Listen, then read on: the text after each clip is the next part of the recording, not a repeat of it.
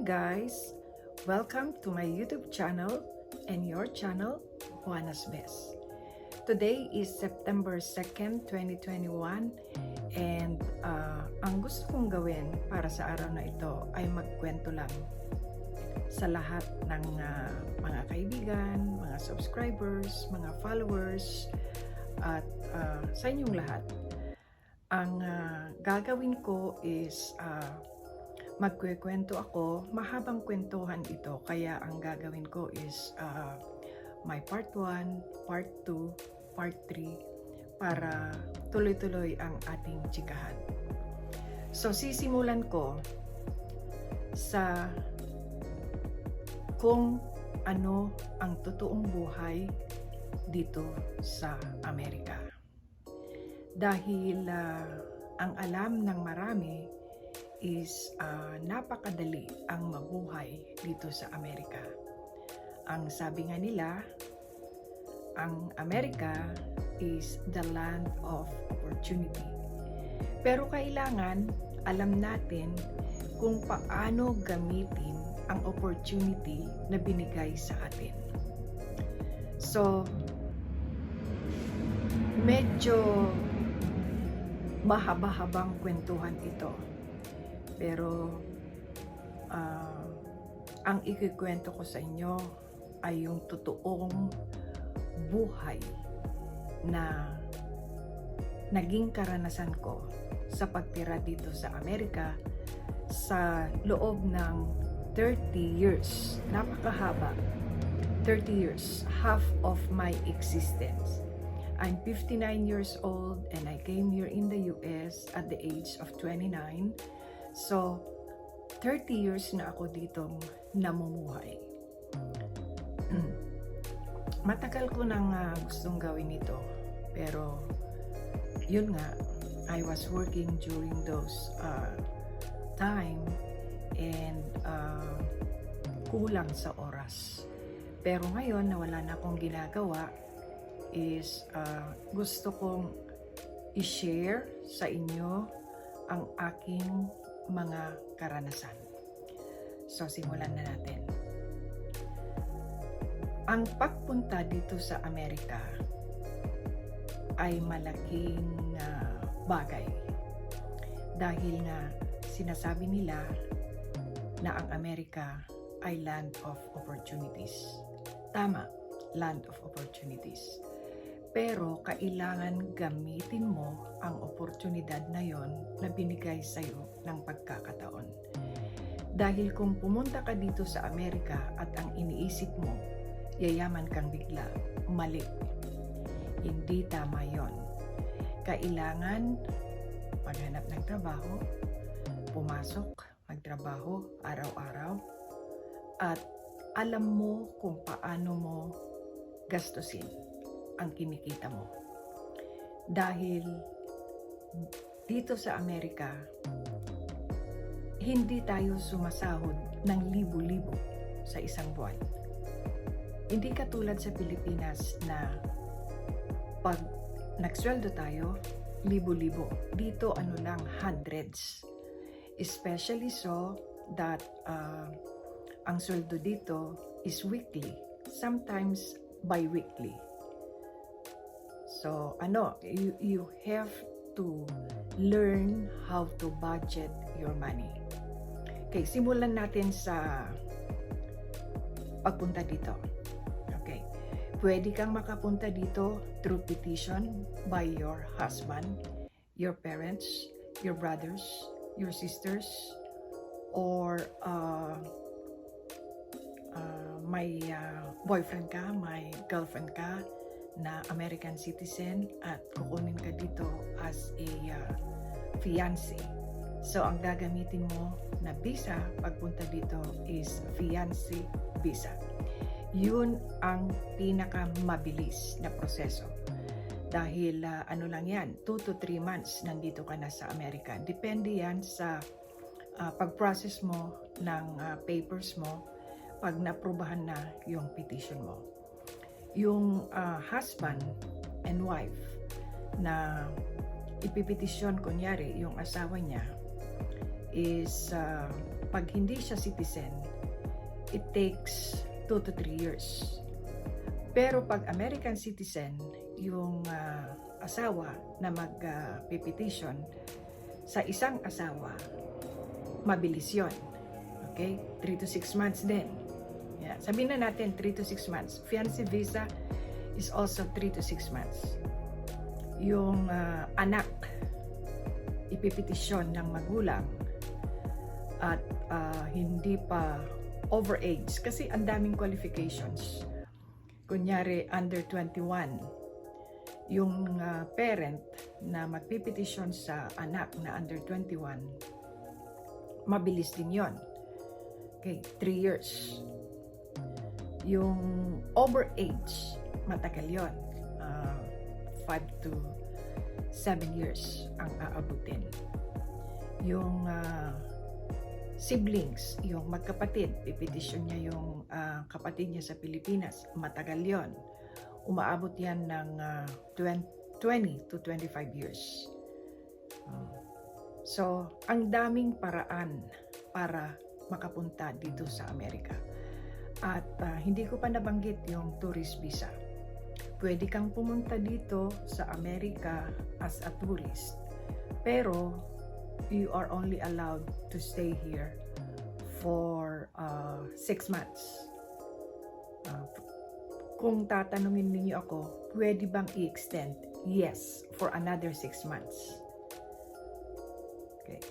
Pag sinuwerte ka at nag-apply ka ng tourist visa, it's either they will give you a single entry or multiple entries, which is good for 10 years. So pag nabigyan ka ng 10 years, huwag mong, kung pupunta ka dito, huwag mong i-extend yung pag-stay mo dito para maganda yung record mo. Total, pwede ka namang pabalik-balik. Ano? Mag-stay ka 6 months, uwi ka, balik, okay lang yun. Kasi pag nag-renew ka, papangit yung record mo. So, yun ang mga ways para makapunta ka dito sa Amerika. And then, yung mga immigrants na pupunta dito sa Amerika, syempre, dadaan sila sa mga proseso. At pagdating dito sa Amerika, at meron kayong mga kamag-anak na mabubuti, may mga magandang loob, kind-hearted, and they are willing to help you, let you stay in their house, take care of you until you find a job. Di swerte ka. Yeah. Ang ano kasi dito is yung pagsisimula. Starting a life here is very difficult. So, if you have a relative who is very kind, na patitirahin ka sa bahay nila. Kunyari, yung kapatid. Kasi dito, mahal ang bayarin. Or sometimes naman, yung bahay nila is not enough for them to accommodate you. So, ang nangyayari is, sinasabihan kayo na you can stay here for just a month, find a job, and then live on your own. At least, natulungan nila kayo. Diba? So, malaking bagay na rin yon para sa inyo. Okay, so nandito na kayo sa Amerika. Kailangan nyo ng Social Security number. Ang Social Security number is identifier mo yan. Okay? Lahat ng tao na legal dito sa Amerika ay may Social Security number. Kinukuha yan sa isang ahensya ng gobyerno. At gagamitin mo yan pag ikaw ay naghahanap ng trabaho. Okay? So, ayun, meron ka ng Social Security number. At kailangan mo nang maghanap ng trabaho. Napakaraming trabaho dito sa Amerika. Hindi problema ang trabaho. Kaya lang, bagong salta ka, don't choose. Okay? Huwag kang picky or choosy. So, kung ano yung available, kunyari, nag-apply ka sa department store as a sales clerk, or nag-apply ka sa isang facility for elderly, magiging caregiver ka. Nag-apply ka sa isang company na kunyari gumagawa ng mga chips ng computer, kasi yun ang marami dito, yun ang klase ng trabaho na marami dito. Kung ano yung mauna, tanggapin mo. Okay? In my experience sa akin, I came here not knowing what work should I do when I get there. When I left Philippines, I was at the peak of my career. I was, teaching. I was also going to law school. So I was a little bit hesitant to come over here dahil hindi ko alam kung anong dadatnan ko dito. Although nandito na yung asawa ko. Pero yun nga, if you are having a good time, great career in the Philippines, medyo mag-aalangan ka, di ba? But then, sabi natin at the very start, America is the land of opportunity. So sabi ko, I'll take a chance. And if it doesn't work, I can always go back to Philippines. So I came here and I look around, maganda ang paligid na parang sabi ko, I think I like the place. It's clean. People are very friendly and respectful. So ayun, I started looking for a job. At na-culture shock ako dahil ang nakuha kong work is filing clerk. Okay? From a college instructor, came to the US and now working as a filing clerk. Okay. But that did not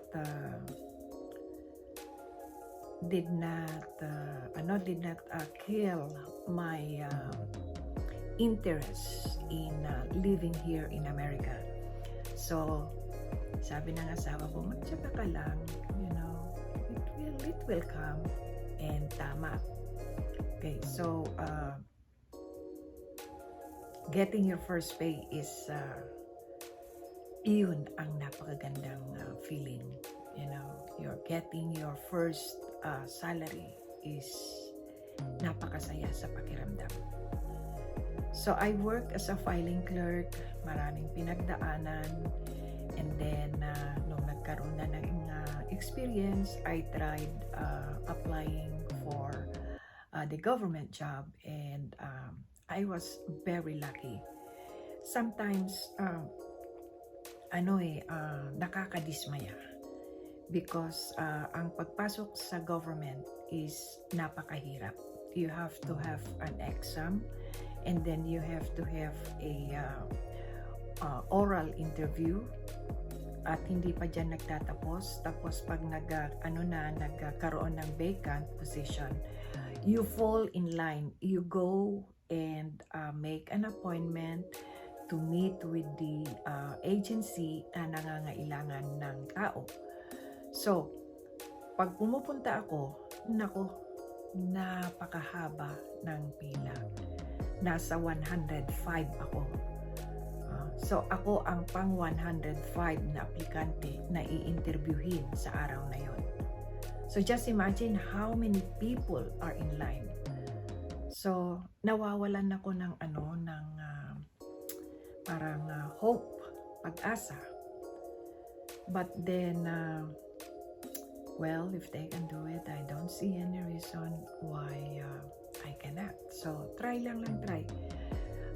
Fortunately, ayun, lahat naman ng tatawag ng interview ko is naipapasa ko, and after 2 days tatawagan ka, magja-job offer sila. So pag natanggap ka, ayun, okay, and then pag marami kang in-applyan, yun, maraming choices. So swerte-swertehan din lang kung minsan. Okay, so that is my personal experience. So balik tayo sa bagong salta dito sa Amerika. Huwag kang mamili ng trabaho. Kung ano yung available, tanggapin mo.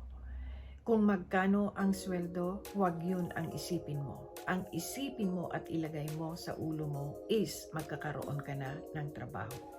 Yun ang pinaka-importante. Huwag kang, ganito lang ang sweldo, $10 an hour. Don't say that. Because here in the US, it's not the amount of money that you receive. It's how you spend your money. It's how you stretch your dollar. Yan ang buhay dito. Hindi naman tinatanong kung magkano ang sweldo mo. Yung mga kamag-anak mo, yung mga kaibigan, hindi naman sila magtatanong kung magkano ang sweldo mo. Yeah, so it's very private when it comes to how much you make. Yung medyo hindi alam ang etiquette, nagtatanong, but very few. Okay? So, yan ang tip ko. Huwag kang mamili ng trabaho. Kung ano yung unang papasok, tanggapin mo. Kasi wala ka pang local experience. Ang sinasabi kong local experience, yung experience mo dito. Okay? Kasi titignan yun eh. So, mag-earn ka muna ng experience. Di may trabaho ka na. Right? So, pagputihin mo ang trabaho mo dahil tinitignan ang trabaho mo. Kung gusto mong umangat, magtrabaho ka ng tama. Magtrabaho ka ng malinis at pumasok ng maaga. Yan ang tip ko sa paghahanap ng trabaho. Okay. Kung may tanong kayo, ilagay nyo yan sa comments section at sasagutin natin. Okay? Ngayon, may trabaho ka na. Ano ang susunod na gagawin mo? Siguro, para sa akin kasi yung karanasan ko is I always set aside a certain amount of how much I make. Pagtitipid. Okay? Bayaran mo muna yung sarili mo. It doesn't matter how much you're gonna pay yourself. Ang importante, may itatabi ka. At hindi yung waldasin mo lahat dahil sasabihin mo sa sarili mo, I deserve this. I work hard for this. Tama. Pero gawing ugali ang maglagay ng certain amount sa savings. Because you don't know what's gonna happen. Paano pag naburyong ka sa work mo at bigla kang magsabi na, I quit. Di may pera ka, di ba? So, mga ganon. Or, paano kung nagkasakit ka at kailangan mong bumili ng gamot? Kailangan may pera ka. Lalo na pag bagong-bago ka dito, hindi ka pa magkakaroon ng health insurance. Okay? So, kailangan magtabi ka at yun ay bubunutin mo sa oras ng pangangailangan. Kung ikaw ay nakikitira sa isang kamag-anak, kailangan mag-contribute ka sa household expenses. Katulad ng tubig, electricity, food, rent. Kailangan mag-contribute ka sa may-ari ng bahay para hindi ka palayasin.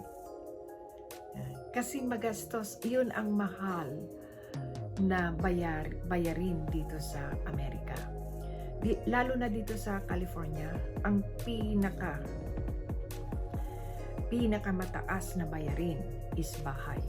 Magrenta ka ng isang kwarto sa apartment, kwartong apartment. Dito sa amin, it will cost you about 1,200 minimum yan. Okay? Hindi mo kakayanin ang magbayad ng 1,200. Meron bang alternative? Meron. Pwede kang maghanap ng mga kaibigan, kakilala, or kung sino ang nag-o-offer na may room for rent sila sa bahay. Okay, usually it ranges from $600 ang isang room. Hindi pa kasama dyan ang tubig at kuryente. So sasabihin ng landlord ang share mo sa electricity at sa water at sa gas. Kasi separate yung electricity, gas at water bill. Excuse me. So pwedeng singilin kanya ng sa tatlong bills na yon, pwedeng singilin ka ng additional $100. Okay? Kasi susumahin yung expenses. Kung ilang tao, kunyari 5, ang total ng 3 expenses umaabot sa 500 at 5 tao ang nakatira sa bahay na yon.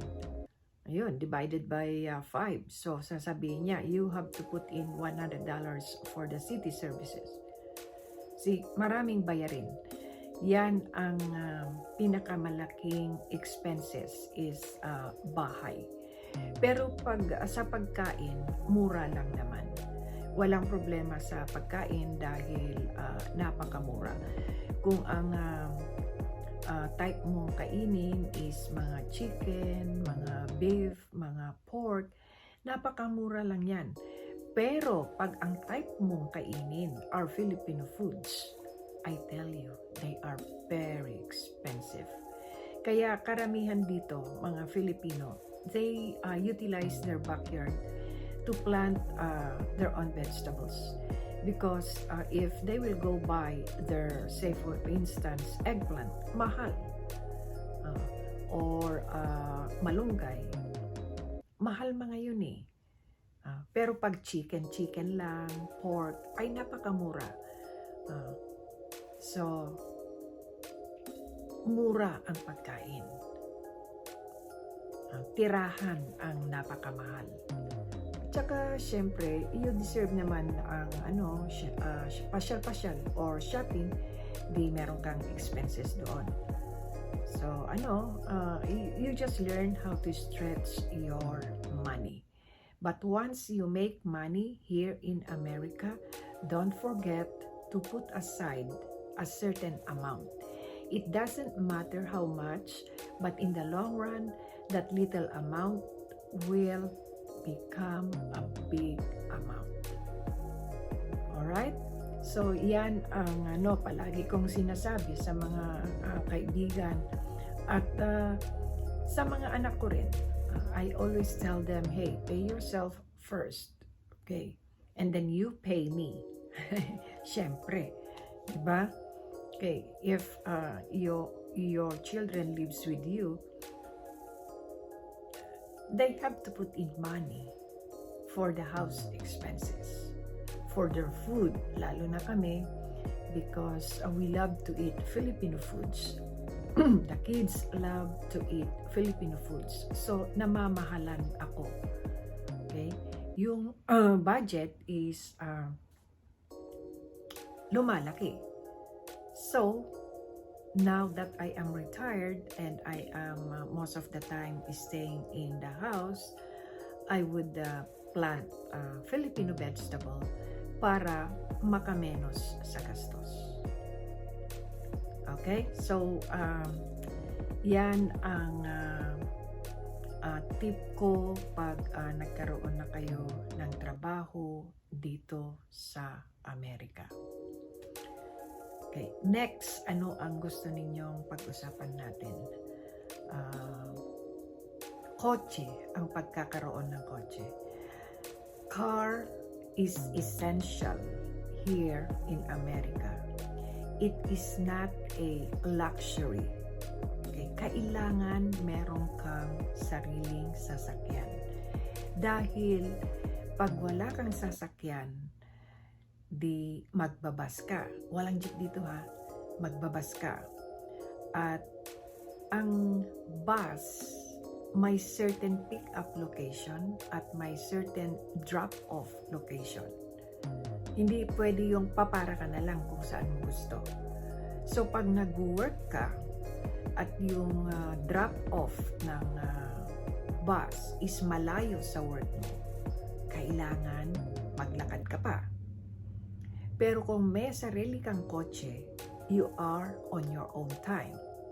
You can leave, your house if you work close by, maybe 20 minutes before your time to work starts, you should be leaving your house. That is if you have a car. Okay? Ang pagbili ng kotse naman dito is napakadali naman. At mas madali pa pag merong tutulong sa'yo. Kunyari, yung mga relatives ninyo na matagal na dito, pwede silang pumirma. Okay? Pumirma sa pagkuha ng kotse. Dahil pag may maganda silang credit record, di maganda yung how do you say that, the interest rate that the company will give you. Kailangan kasi dito is meron kang credit history. Kunyari, pupunta ka, kukuha ka ng kotse, kadalasan naman, yung mga mayayaman lang naman at may cash, ang magbabayad ng cash. Usually, cars here are payable 5 years, at the most 7 years. So, pag may tutulong sa'yo na mag-garantor para sa pagkuha mo ng kotse, then mabuti because the interest rate is probably about 1-2% only. So it's very reasonable. It's very cheap actually. Pero kung bagong salta ka dito, 6 months ka pa lang na nagwo-work, wala ka pang credit history. So pag bibili ka ng kotse, malaki ang interest. Maybe they will tell you 10% versus somebody who has a good credit history, it's 1%. Yung iba pa nga 0%. Ako, kunyari, kung bibili ako ng kotse ko, maglalabas ako ng bago sa kasa. Dahil napakatagal ko na dito at very conscious ako sa pagbayad ng mga utang. Ayaw ko yung nalilate or nadidelay na magbabayad ka pero pass na yun sa deadline. Papangit yung credit score mo. So, kung bibili ako ng kotse, 0 interest ako. Kasi may maganda akong credit history, credit record. So, pwede kayong magpatulong sa mga relatives ninyo para makakuha kayo ng sarili ninyong kotse. Huwag kayong first kotse pa lang, gusto mo Lexus, gusto mo BMW, gusto mo Audi. No. Get something that is not so expensive, reasonable price, like maybe a smaller car kung nag-iisa ka lang naman. You don't need an SUV. Just, you have something to use to go to work, to go somewhere else. Yung yung hindi masyadong mahal, like Toyota. Yung Toyota small cars only. Wag yung fancy cars, saka na yung fancy cars. When you really can afford a fancy car, then it's great. You can get your BMW sports car pa, you can get your SUV, you can get anything. But if you are starting, start slowly. Start, for something that you can afford. Because you need a car. If you don't have a car, you are like a prisoner. Hindi ka makakalabas. Hihintayin mo pa kung sinong magda-drop off sa'yo. Hihintayin mo pa kung sinong magpipick up sa'yo. Hihintayin mo pa yung bus. Tapos yung drop off ng bus malayo sa work mo. Okay guys, tatapusin ko ang segment na ito sa pagkuha ng kotse, and itutuloy ko ito sa part 2. Medyo mahaba-habang kwentuhan ito, kaya itutuloy ko sa part 2, part 3, part 4 kung magugustuhan ninyo. Dahil napakarami ko talagang dapat ikwento at ibahagi sa inyo kung ano talaga ang totoong buhay dito sa Amerika. So, sana nagustuhan nyo ang part 1 ng Buhay Amerika, at kung meron kayong mga katanungan, ilagay ninyo yan sa comments section at aking sasagutin para kayo ay malinawan, lalo na yung mga nagbabalak na pupunta dito or yung mga nagpa-process ng mga papel nila. Dapat magkaroon kayo ng idea kung ano talaga ang dadatnan ninyong buhay dito sa Amerika. So guys, thank you for watching, and I hope to see you on my next vlog, the part 2 of this. Remember, kinat ko siya sa pagkakaroon ng kotse. So, ang next topic natin, depende yan sa inyong mga katanungan. Pero marami akong dapat ikwento talaga sa inyo. So, thank you for watching, and I'll see you guys on my next vlog. Don't forget to like, share, and subscribe. And if you haven't subscribed yet, please make sure to hit the bell so that you will be notified of my new uploads. Thank you guys, and have a wonderful day. Goodbye.